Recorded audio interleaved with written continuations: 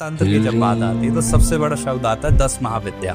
10 महाविद्या basically जो है वो भगवती पार्वती का ही, देवियां तो अनंत हैं, लेकिन अपन बेसिकली अगर 10 महाविद्या पे आते हैं तो ये 10 ही देवियां हैं और 10 देवियों में 2 कुल है, एक श्री कुल हो गया, एक काली कुल हो गया। तो सपोज करो कि किसी के दुश्मन एनिमी ज्यादा हो गए, अब वो या तो बगलामुखी की तरफ जाएगा या काली की तरफ जाएगा। तंत्र में 6 कर्म होते हैं, मारण, मोहन, वशीकरण, उच्चाटन, आकर्षण, विद्वेषण। मातंगी वशीकरण की देवी है, वो वशीकरण अच्छा वशीकरण करती हैं। गुरु शिष्य की जो परंपरा चली है, कहीं शिव गुरु बने होंगे, पार्वती शिष्या बनी हुई है, नीचे बैठ के गुरु से पूछ रही, मतलब शिव से पूछ रही हैं। कहीं भगवती पार्वती गुरु बनी हुई है और शिव बैठ के पूछ रहे हैं पार्वती से।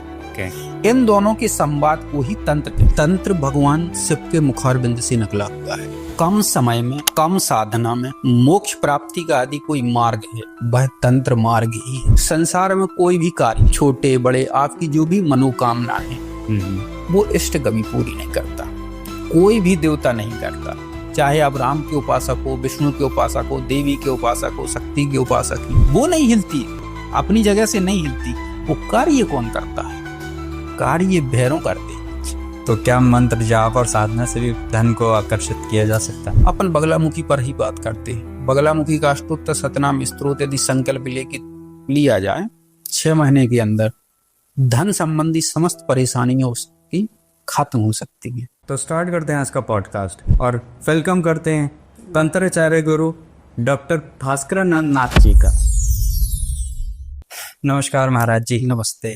स्वागत है हमारे पॉडकास्ट में। थैंक यू महाराज जी, जब भी तंत्र मंत्र पूजा पाठ की बात आती है तो सबसे पहले जो भी हमारे हिंदू धर्म में कहा जाता है, जो भी सोर्स होता है एनर्जी का, शक्ति का, वो देवियां होती हैं। जी। तो जैसे तंत्र की जब बात आती है तो सबसे बड़ा शब्द आता है 10 महाविद्या। जी। तो आपके मुख से जानना चाहेंगे 10 महाविद्या है क्या, और ये कौन सी देवियां हैं और क्या क्या हमारे लिए करते हैं? जी। 10 महाविद्या बेसिकली जो है वो भगवती पार्वती का ही रूप है। अच्छा। भगवती पार्वती ने ही 10 महाविद्याओं के अवतार लिए जी, है ना। इसमें काली, तारा, छिन्नमस्ता, धूमावती, ऐसे करके 10 महाविद्याएं हैं। इसमें भी 2 कुल हैं, एक श्री कुल है, एक काली कुल है। अच्छा। श्री कुल की जितनी भी देवियां हैं वो राजराजेश्वरी त्रिपुर सुंदरी में लास्ट में विलीन होती हैं। अच्छा। और काली कुल की जितनी देवियां हैं वो दक्षिणा काली में विलीन होती हैं, और लास्ट में त्रिपुर सुंदरी समेत जो है दक्षिणा काली में विलीन हो जाती है। ये तंत्र की सर्वश्रेष्ठ देवियां हैं, 10 महाविद्याएं। ओके। वर्तमान में काली और बगलामुखी काफी प्रभावी देवियां, वैसे तो 10 ही महाविद्याएं हैं। अच्छा। लेकिन वर्तमान में इनका थोड़ा ज्यादा क्रेज चल रहा है। हाँ, हर कोई बगला, हर की तरफ जा रहा है। हाँ जी। करना चाहिए, लेकिन एक गुरु के सानिध्य में ही करना चाहिए साधना है। अच्छा, क्योंकि मैंने आज तक जो भी पॉडकास्ट करे तो ये जाना कि 10 महाविद्या सिर्फ 10 देवियों की बात ही मैंने सुनी। जैसे आज आपने बताया 2 कुल हैं, फिर वो सब उन सब में मिलते हैं, तो बहुत वास्ट, बहुत सारी देवियां हो गई है। तो नहीं, 10 देवियां के बारे में जैसे हमने आपको बताया ना, देवियां तो अनंत हैं। नव दुर्गा हो गई, 10 महाविद्या हो गई। फिर नव दुर्गाओं में भी अलग अलग, वन दुर्गा है, शूलिनी दुर्गा है, आसुरी दुर्गा है, लवण दुर्गा है, आद्रपटी दुर्गा है, वन दुर्गा है, ऐसी कई दुर्गाएं हैं। ठीक है। लेकिन अपन बेसिकली अगर 10 महाविद्या पे आते हैं तो ये 10 ही देवियां हैं, और 10 देवियों में 2 कुल है, एक श्री कुल हो गया, एक काली कुल हो गया। तो इन दोनों कुलों में क्या फर्क रहता है? विशेष फर्क इसमें नहीं है, साधक अपनी वृत्ति के हिसाब से साधना करता है और अपने उसके लिए किस चीज की डिमांड है, उस समय किस चीज की जरूरत है। एक जैसे पहलवान है तो वो हनुमान जी की तरफ जाएगा। अच्छा। एक जैसे कोई उग्र आदमी है, ऐसा कोई जातक है, थोड़ा सा उसका स्वभाव तामसी स्वभाव है, तो वो काली की तरफ चला जाएगा। ये स्वभाव के अनुसार भी होते, और कुछ पिछले जन्मों के कर्मों के हिसाब से ही उसके जो पिछले जन्म में जो इष्ट रहा है वो इस जन्म में अपने इष्ट के लिए ढूंढ लेते हैं, या ऐसा कह सकते हैं कि इष्ट अपने साधक के लिए ढूंढ लेता है। तो ये कैसे, मतलब तंत्र में कैसे काम आती हैं? मतलब साधक जो होता है उसकी अपनी रिक्वायरमेंट होती है। ओके। या उसका अपना लगाव होता है कि हम किस साइड जाएं, पहली बात हो गई। दूसरी बात, उसको वर्तमान परिस्थिति में उसके लिए क्या जरूरत है, उस हिसाब से वो कार्य करता। सपोज करो कि किसी के दुश्मन एनिमी ज्यादा हो गए, अब वो या तो बगलामुखी की तरफ जाएगा या काली की तरफ जाएगा। अमूमन इसके लिए वो काली की तरफ जाएगा।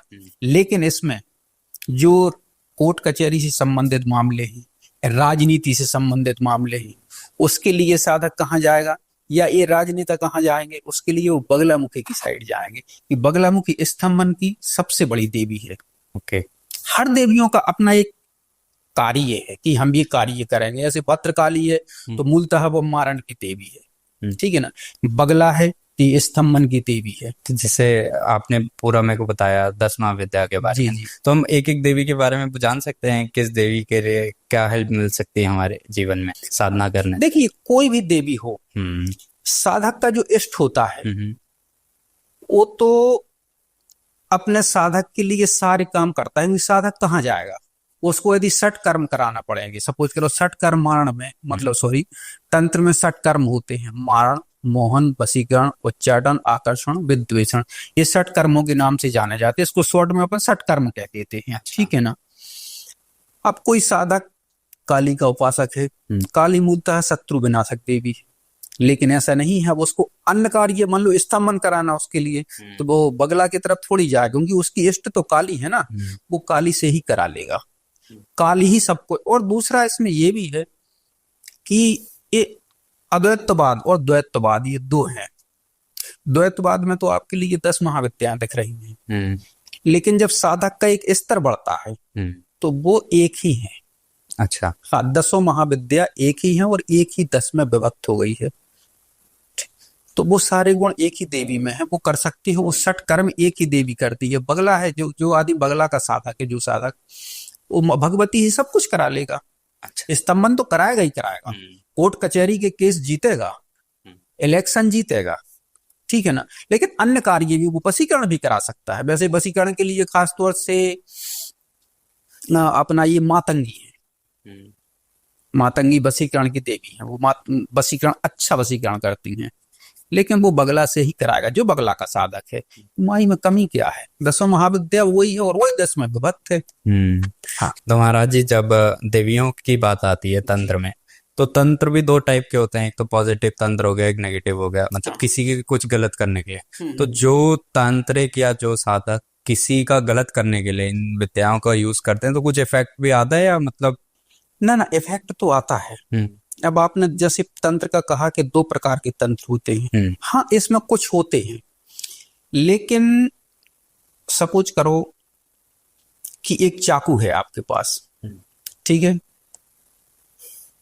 आप एक डॉक्टर हैं या एक गृहिणी है, तो वह गृहिणी उस चाकू से सब्जी काट के आपके लिए स्वादिष्ट व्यंजन बना देगी, सब्जी बना देगी।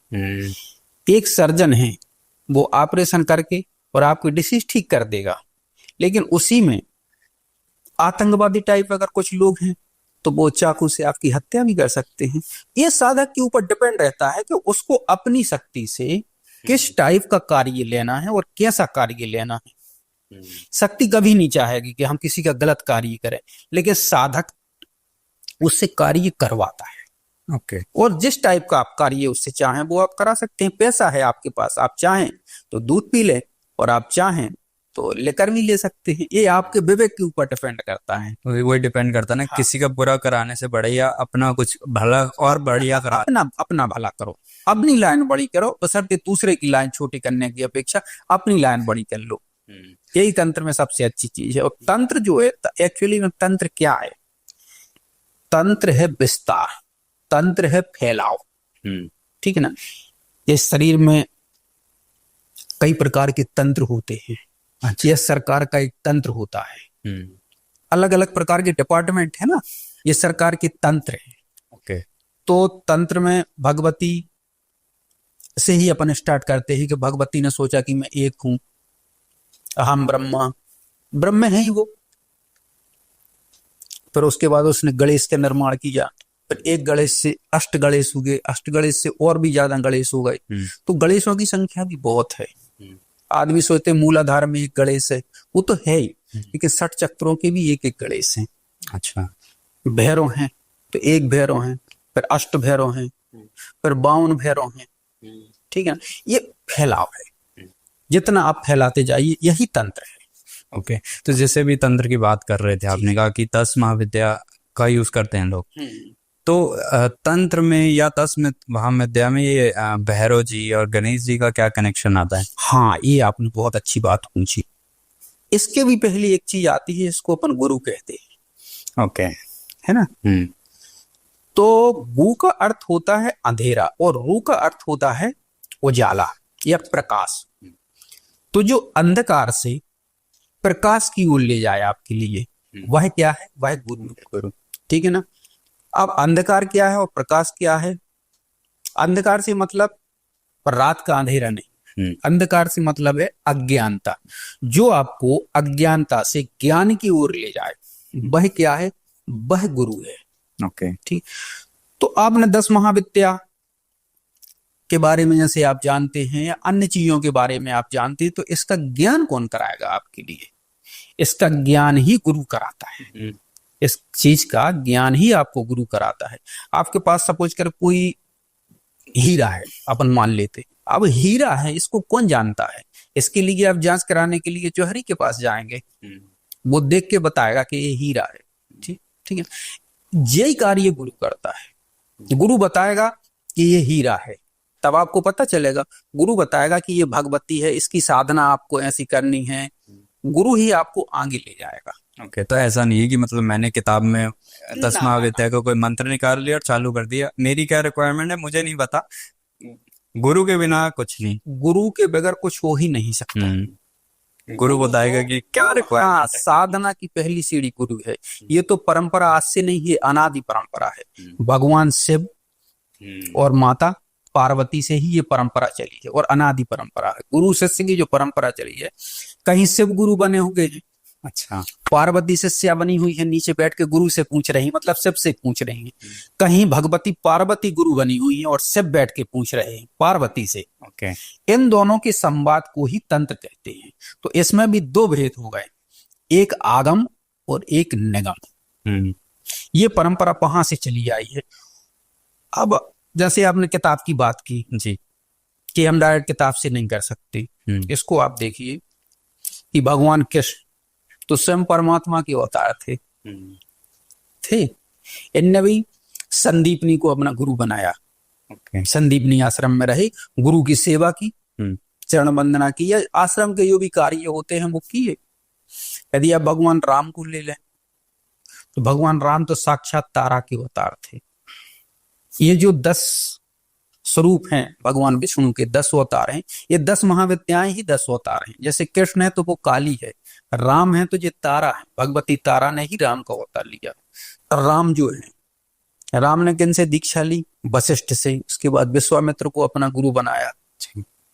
अगर अपन हनुमान जी की बात करते हैं तो ने भगवान मार्तंड्य ने सूर्य भगवान को अपना गुरु बनाया।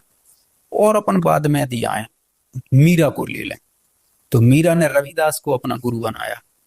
और अगर अपन और आगे बात करते हैं तो रामकृष्ण परमहंस की ले लें, स्वयं सिद्ध थे और भगवती को अपने हाथ से खाना खिलाती थी, या भगवती उनको अपने हाथ से खाना खिलाती थी और अपनी गोद में बिठा के उनको स्तनपान कराती थी। लेकिन उनको भी गुरु की जरूरत पड़ी। जब तक उन्होंने दीक्षा नहीं ली तब तक वो समाधिस्थ होना चाह रहे थे, तो कुंडलिनी जो है सहस्त्रार में ऊपर बढ़ती नहीं थी, यहाँ आके रुक जाती थी कंठ के। तोतापुरी को ने अपना गुरु बनाया। उसके बाद ही ब्रह्मांड का भेदन हुआ। इसलिए गुरु बनाना बहुत जरूरी है। बगैर गुरु के आप संसार में कुछ नहीं कर सकते। शास्त्र कहता है कि ध्यान मूलम गुरुर मूर्ति, पूजा मूलम गुरुर पदम, मंत्र मूलम गुरुर वाक्यम, मोक्ष मूलम गुरुर कृपा। इस संसार में यदि कोई ध्यान के लायक है तो वह गुरु। ध्यान यदि आप किसी का करना चाहते हो, अपने गुरु का करिए। तो महाराज जी, ऐसा भी पॉसिबल होता है कि कुछ लोग कहते हैं हम ऐसे गुरु कोई मतलब एक ह्यूमन बीइंग है, इंसान को गुरु नहीं बनाना चाहते, हम भगवान को गुरु बनाना चाहते हैं, मान लिया हमने, तो ये भी ठीक है या नहीं? ये भी नहीं, ये ठीक नहीं। क्या है, भगवान आपको हर पग पे आपके लिए गुरु की जरूरत पड़ेगी। आपको फिजिकल गुरु चाहिए। ओके। ईश्वर कहाँ से आपको आएगा? और आप उस आपका तप, ये आपकी साधना उस स्तर पे कैसे पहुंचेगी कि वो इंडिकेशन आपके लिए स्वयं ईश्वर देने लगे, आपका इष्ट देने लगे। उस साधना के उस लेवल इस लेवल पे पहुंचने के लिए तो आपको गुरु की जरूरत है। और किस लेवल तक, मतलब किस लेवल तक हमें गुरु की जरूरत पड़ती ही पड़ती है?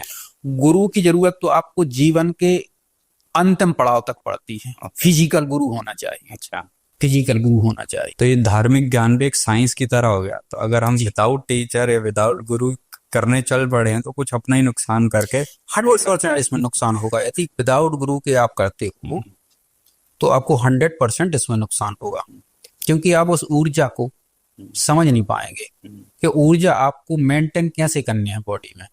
निश्चित आपको नुकसान होगा उससे। तो महाराज जी, आपसे ना आज बात करके लगा तंत्र की डेफिनेशन ही बदल दी आपने। जब मैंने आपसे बात की, आपने कहा शरीर के अंदर भी तंत्र है, हाँ, भगवान की बातों में भी तंत्र है। तो एक तंत्र की आज वो एक डर भय और वो सब हटा दिया आपने इस। जी। तो तंत्र को और कैसे हम जान सकते हैं कि तंत्र हमारे लिए क्या क्या कर सकता है? देखो, तंत्र से आप नेगेटिव तो हमने बहुत सुन लिया कि हाँ। गलत ये हो जाए, अच्छा क्या कर सकते हैं हम अपने लिए? देखो, तंत्र भगवान शिव के मुखार बिंद से निकला हुआ है। अच्छा, ठीक है, शिव के मुखार बिंद से तंत्र की उत्पत्ति हुई है।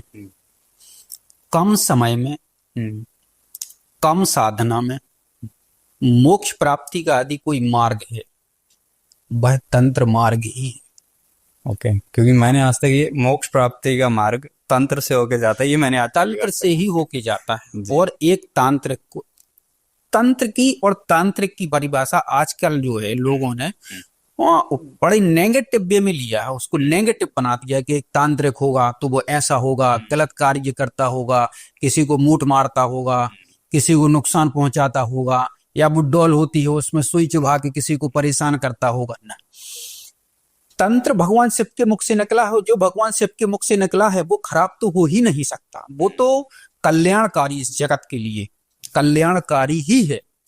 और तंत्र के माध्यम से बहुत कम समय में गुरु के सानिध्य में रहते हुए आप मोक्ष मार्ग को प्राप्त कर सकते हो। धन, वैभव, यश और कीर्ति, ये सब आपको तंत्र में बहुत आसानी से मिल जाएंगे बगैर किसी का नुकसान किए हुए। और ये चारों सोपान है जो धर्म, अर्थ, काम और मोक्ष, ये आप तंत्र से ले सकते हैं बहुत जल्दी। पहली बात, तंत्र में भोग और मोक्ष दोनों साधक के करतल कल रहते। अन्य साधनाओं में जैसे आप निगम में चले जाएं तो जहां भोग है वहां मोक्ष नहीं, और जहां मोक्ष है वहां भोग नहीं है। लेकिन इस साधना में, तंत्र में, और खास तौर से श्री माई की साधना में, श्री कुल की साधना में, ठीक है, श्री कुल की साधना में भोग और मोक्ष दोनों साधक के हाथों में। भोगों को भोगते हुए वह मोक्ष को प्राप्त हो सकता है। मतलब मोटी मोटी भाषा में होगा कि मतलब अपने गृहस्थी में रहते हुए भी, गृहस्थ में रहते हुए आप इतनी ताकत, सारे भोगों को भोगते हो, इतनी ताकत है तंत्र में। क्योंकि मोक्ष का तो लोगों को यही मतलब समझ में आता है कि सब कुछ छोड़ के चले जाओ। ना, आप जो है गृहस्थ में रहते हुए भी तंत्र साधना करके और मोक्ष को प्राप्त कर सकते हो। उसके लिए जरूरी नहीं है कि जंगल जाना, जरूरी नहीं है कि आपको शमशान में बैठना। उदाहरण के तौर पे हम आपको बताएं कि मौन, आदमी बात नहीं करते, मौन धारण कर लिया हमने आज दिन भर के लिए, ठीक है, बेसिकली वो मौन नहीं, उसको मौन धारण नहीं कह सकते। विचार तो उठ रहा है ना आपके, अच्छा, आपके आत्मा में, आपके मस्तिष्क में विचार तो आ रहे हैं, आप सोच रहे हो किसी के बारे में। ओरिजिनल मौन वो है विचारों का शून्य हो जाना। हाँ, लोगों को मैंने देखा कि मतलब मौन रखा हुआ है, इशारों में भी बात, इशारों में बात कर रहे हैं, या मान लो वो मौन बैठे हुए भी हैं, लेकिन दिमाग में तो कोई ना कोई चीज चल रही। जैसे आप किसी साधक से पूछेंगे, वो माला करता है, अपने इष्ट के लिए जप करता है, लेकिन मन उसका कहीं जाता है, फिर उसका कहीं मन जाएगा, फिर उसका कहीं मन जाएगा। ऐसे ही मौन जब आदमी होता है तो दिमाग उसका चलता है। तो मस्तिष्क जो विचारों से शून्य हो जाए, खाली हो जाए, निर्वात पहुंच जाए अंदर, वही मौन है। असली मौन वही है। ये नहीं है कि हम मुंह से नहीं बोल रहे वो मौन है, वो नहीं, विचारों का शून्यपन ही मौन है। तो जो लोग साधना शुरू करने जा रहे हैं तो सबसे पहला तो यही एक न्यूट्रल माइंड ही चाहिए सबको।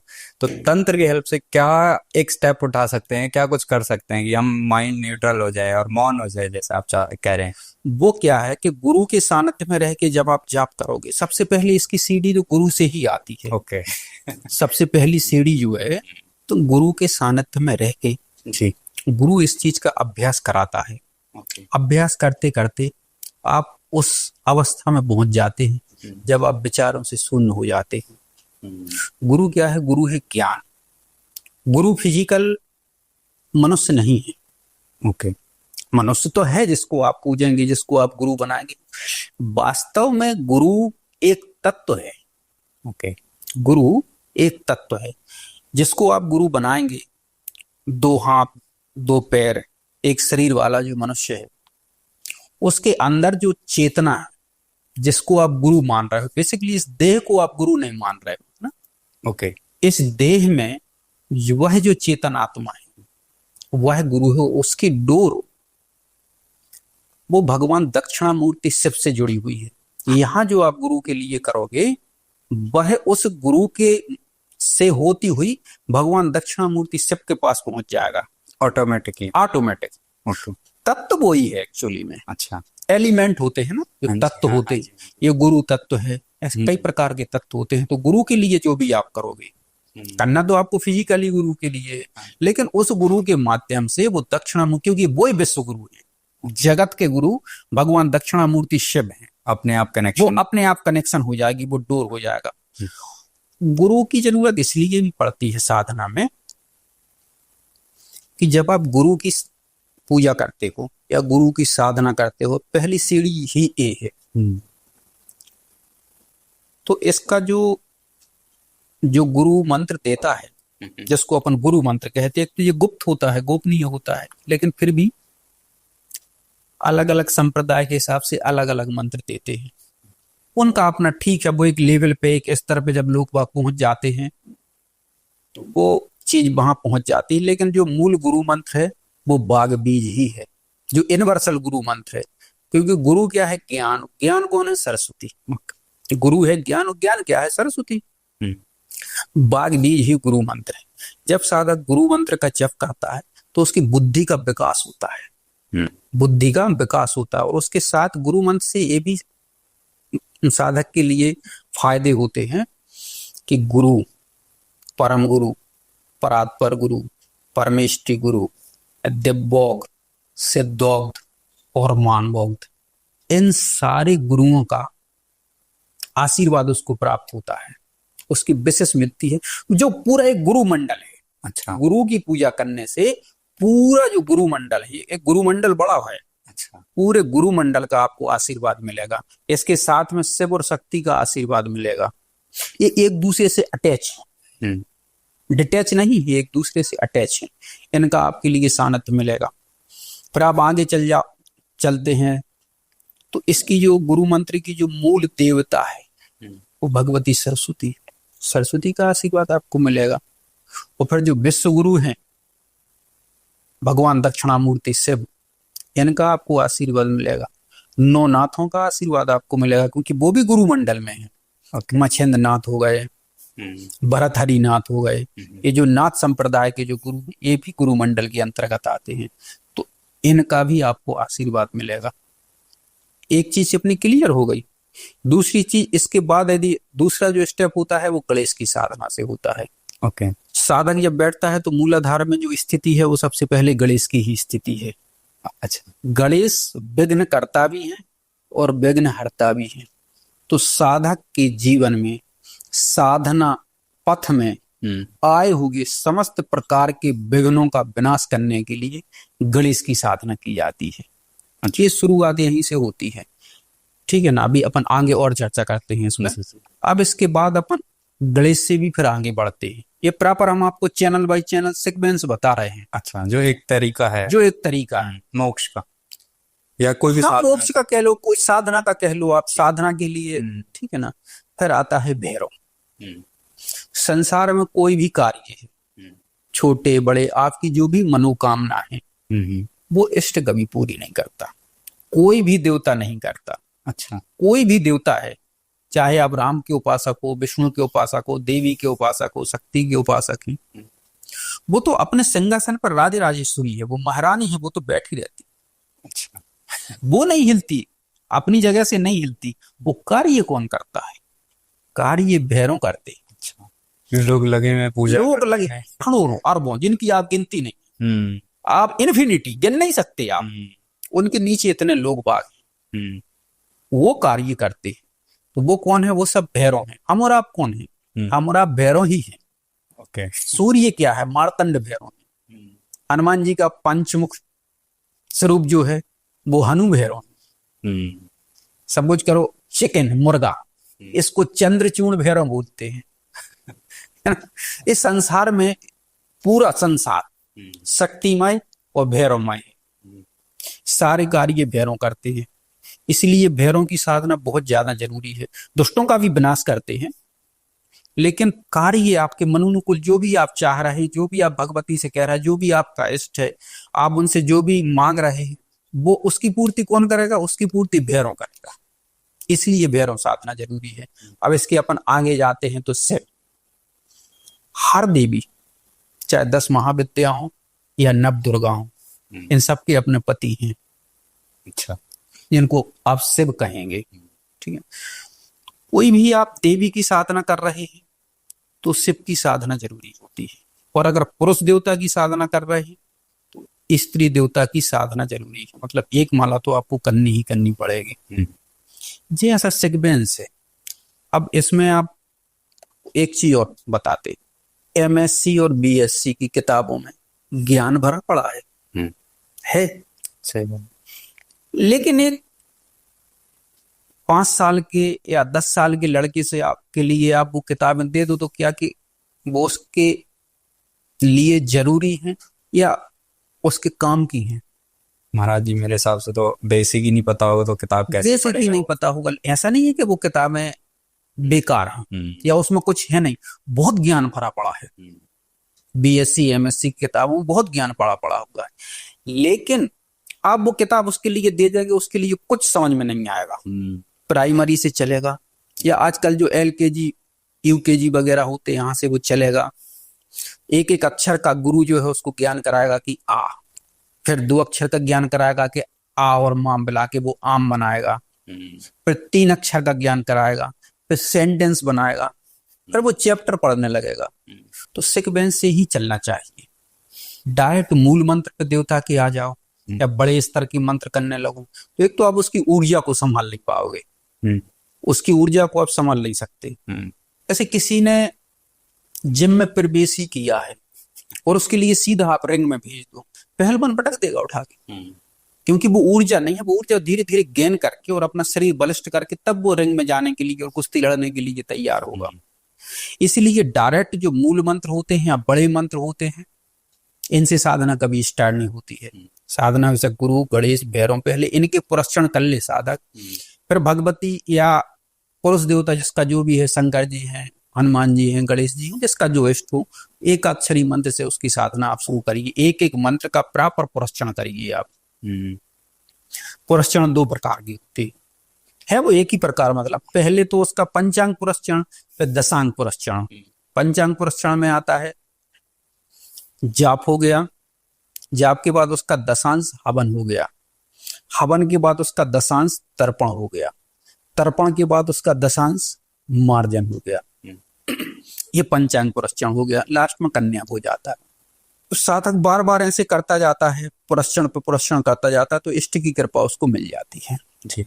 और उसके बाद उन मंत्रों के द्वारा वह अपने अनुकूल कार्य ले सकता है। 10 महाविद्यालय जाना तक तो बहुत दूर है महाराज जी, आपने तो पैसे ही इतना लंबा बता दिया। हाँ, क्योंकि आप देखोगे ऑनलाइन भी हम देखते हैं, किसी की भी कोई भी साधक बता रहा होता है जी बगलामुखी का ये मंत्र कर लेना सब ठीक हो जाएगा, मतलब डायरेक्ट मंत्र बता रहे हैं, फटाफट बता रहे हैं कि काम हो जाएगा, ऐसा हो जाएगा, वैसे बेसिक कुछ नहीं बता रहे। अब क्रिटिसाइज करने का कोई मतलब नहीं है कि किसी के ऊपर अपन कुछ करें।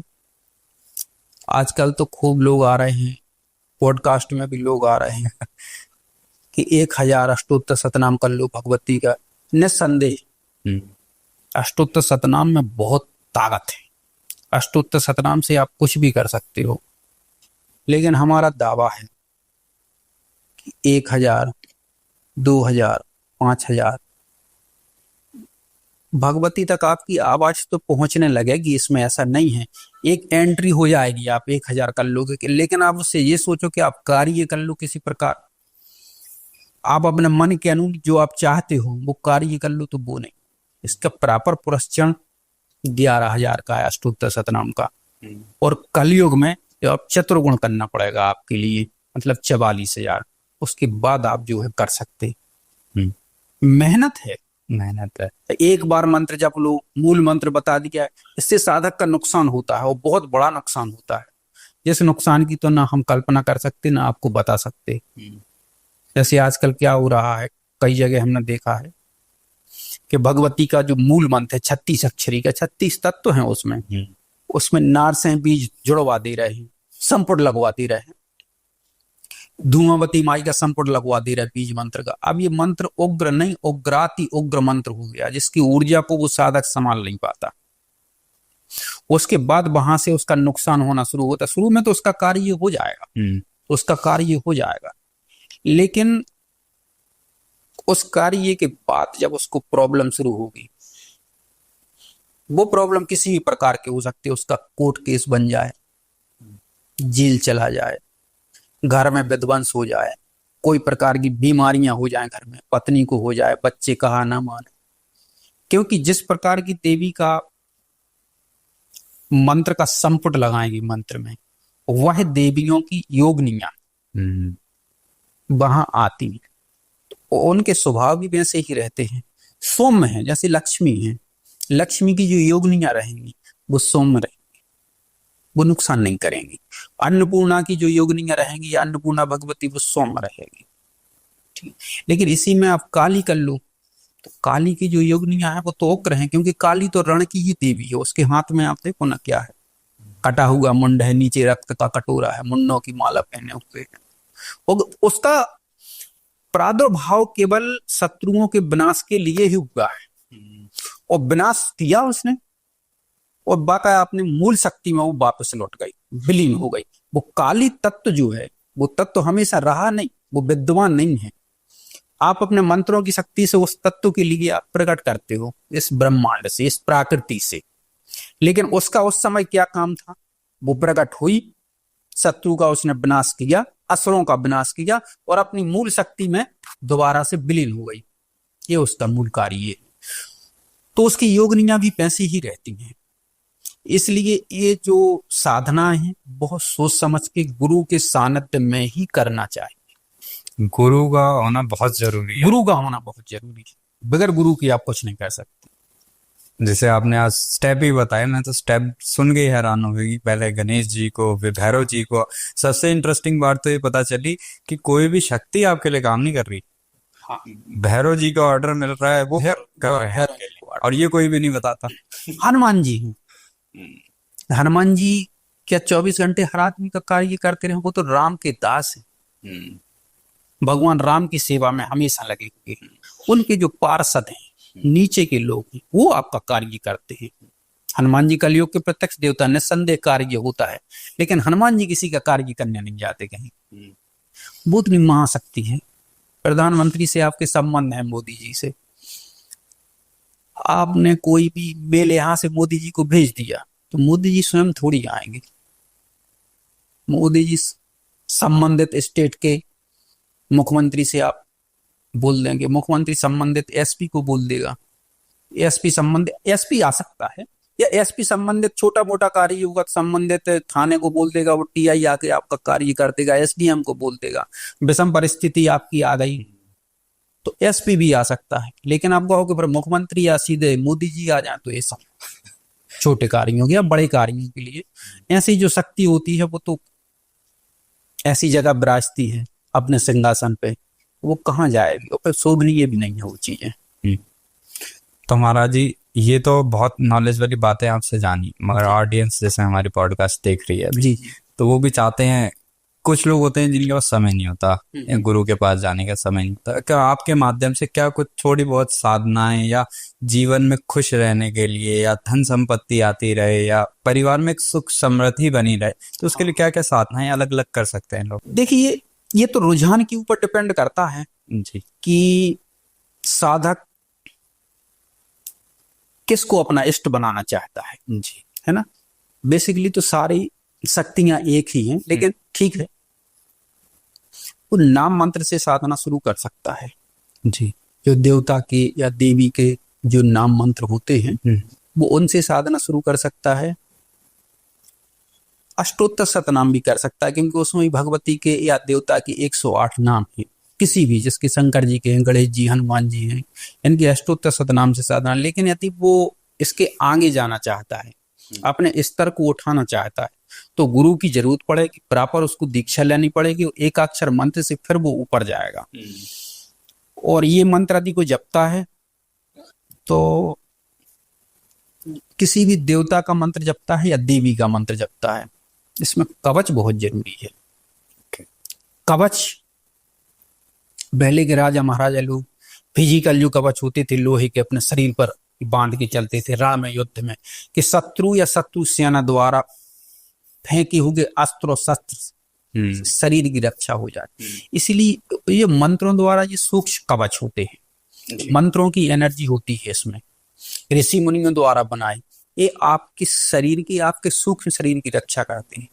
सबसे पहले तो कवच धारण करना चाहिए, गुरु बताएगा जी, सीधा नहीं तो फिर वही अभी जो आपने पूछा था हमसे कि यदि साधक कवच धारण नहीं करता है, कवच का पाठ नहीं करता है और साधना शुरू कर देता है मूल मंत्रों की, एक अक्षरी से लेकर कोई भी मंत्र जो देवता के हैं, तो उसकी जो योगनियां होती हैं वो साधक का आके रक्तपान करती हैं। ओके, तो फिजिकल डैमेज होगा, फिजिकल हो जाएगा, डिस्टर्ब हो जाएगा, खून पीती हैं सारी की सारी योगनी। इसलिए कवच करना बहुत जरूरी है, कवच का पुरस्कार करना बहुत जरूरी है। तो कवच कैसे, मतलब हर देवता का, हर देवी का कवच होता है, वो गुरु ही बताता है। अच्छा, कवच कई प्रकार के होते हैं, एक एक देवी के या एक एक देवता के 4, 5, 6 भी प्रकार के कवच हो सकते हैं। तो जैसे कवच अलग अलग साधना करते हैं तो अलग अलग कवचों की भी जरूरत पड़ती है, या एक ही कवच से सब? आपके इष्ट का देखो, एक इष्ट है उसके कई कवच हो सकते हैं। आप एक कवच, किसी भी एक कवच का प्रश्न करके उसको सिद्ध कर लीजिए, वह कवच ही सब कुछ करेगा।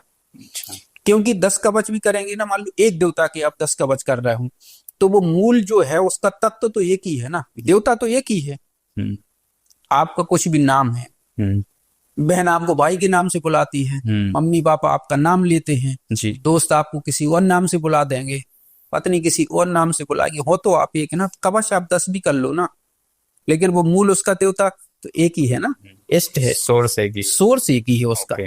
तो एक ही कवच से कार्य चल सकता है। तो कॉमन मैन बिना गुरु के भी, मतलब जनरल लाइफ में, क्योंकि आजकल आपने देखा होगा लोग छोटा मोटा तंत्र सीख के एक दूसरे पे करते रहते हैं। हाँ। तो छोटी मोटी प्रोटेक्शन के लिए खुद कौन सा कवच का जाप है, कुछ ऐसे क्या कर सकते हैं हम लोग अपने लिए, सेफ्टी के लिए? बस देखो, कवच तो सबसे अच्छा तो हनुमान चालीसा है जी, ठीक है ना। फिर जो भी जिसको चाहता हो, जैसे शंकर जी का है तो उनके कवच कर सकते हो, हनुमान जी का पंचमुखी कवच कर सकते हो। हनुमान जी का पंचमुखी कवच करने से जितने भी अभिचारिक कार्य हैं शत्रु द्वारा या स्वतः तंत्र मंत्र यंत्र या जो इविल फोर्स है, नेगेटिविटी है, वो खत्म हो जाती है। ओके। और सबसे अच्छा दुर्गा सप्तशती का दिव्य कवच है। यदि कोई साधक निरंतर दिव्य कवच का पाठ कर रहा है तो किसी भी प्रकार की नेगेटिविटी, इविल फोर्स किसी भी स्तर का उसके पास नहीं आ सकता, उसको टच नहीं कर सकता। कूष्मांडा है, भूत हैं, प्रेत हैं, ब्रह्म राक्षस हैं, ये उसके सम्मुख आने से जल जाते हैं।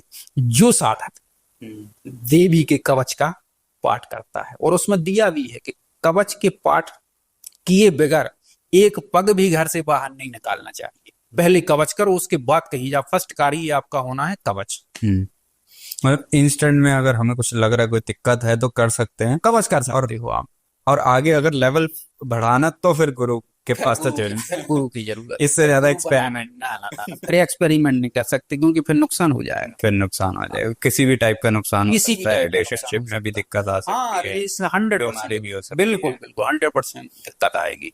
महाराज जी, आज की सबसे बड़ी समस्या तो धन प्राप्ति भी है, तो क्या मंत्र जाप और साधना से भी धन को आकर्षित किया जा सकता है? 100% धन को आकर्षित किया जाता है मंत्र जप से जी। अन्य क्रियाएं भी होती हैं। अपन बगलामुखी पर ही बात करते हैं। बगलामुखी का अष्टोत्तर शतनाम स्तोत्र यदि संकल्प लिया जाए, चल लक्ष्मी स्थिरता प्राप्त्यार्थे, अप्राप्त लक्ष्मी प्राप्त्यार्थे, प्राप्त लक्ष्मी स्थिरता प्राप्त्यार्थे, ऐसा संकल्प लेके यदि बगला अष्टोत्तर शतनाम का जाप करता है साधक, तो निश्चित 6 महीने के अंदर धन संबंधी समस्त परेशानियां उसकी खत्म हो सकती हैं। अच्छा। इस बगला अष्टोत्तर शतनाम में ही रमा बीज का संपुट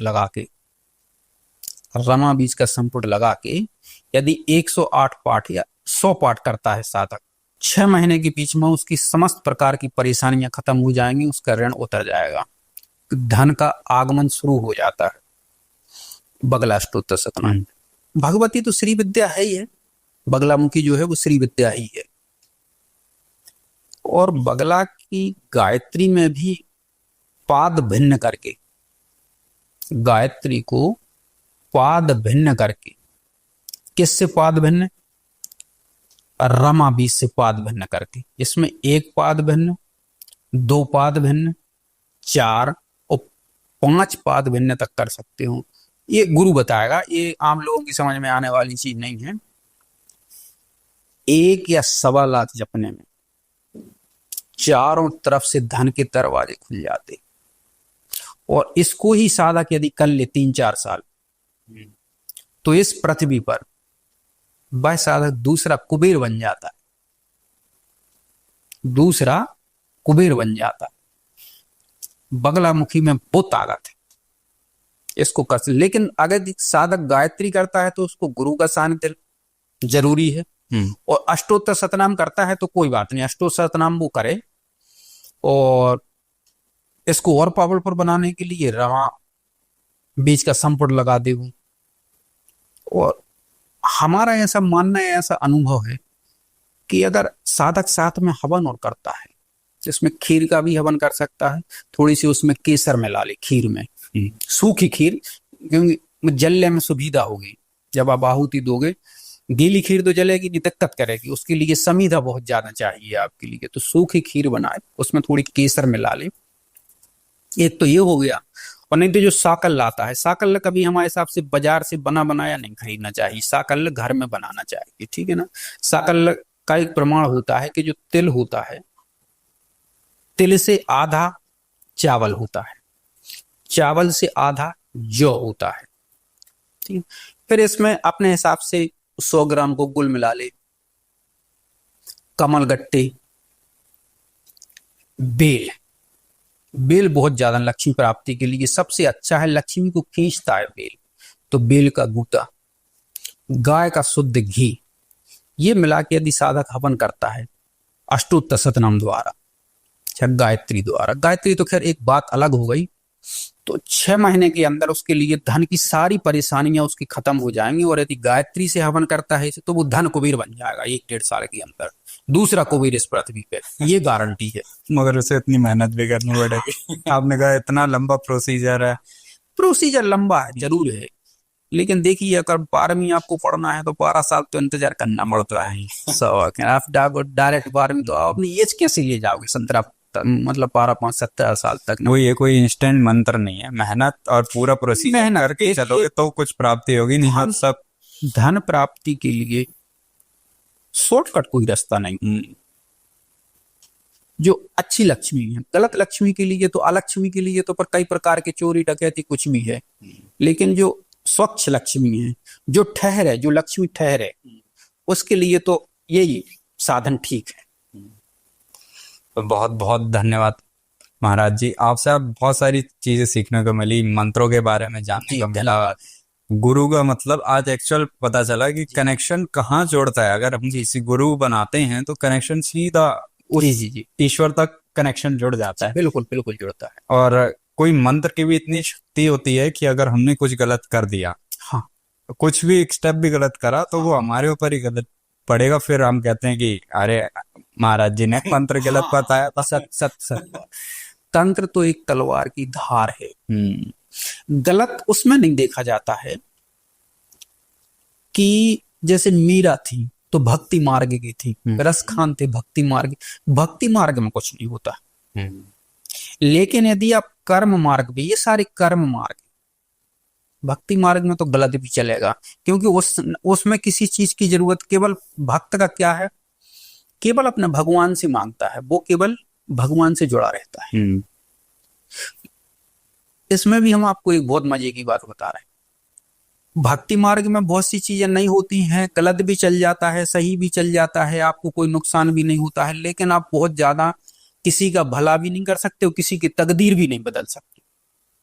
लेकिन एक कर्म मार्गी जो साधक होता है या जो गुरु होता है, जो आपके भाग्य में नहीं है, जो विधाता ने लिखा नहीं है, वह भी दे सकता है।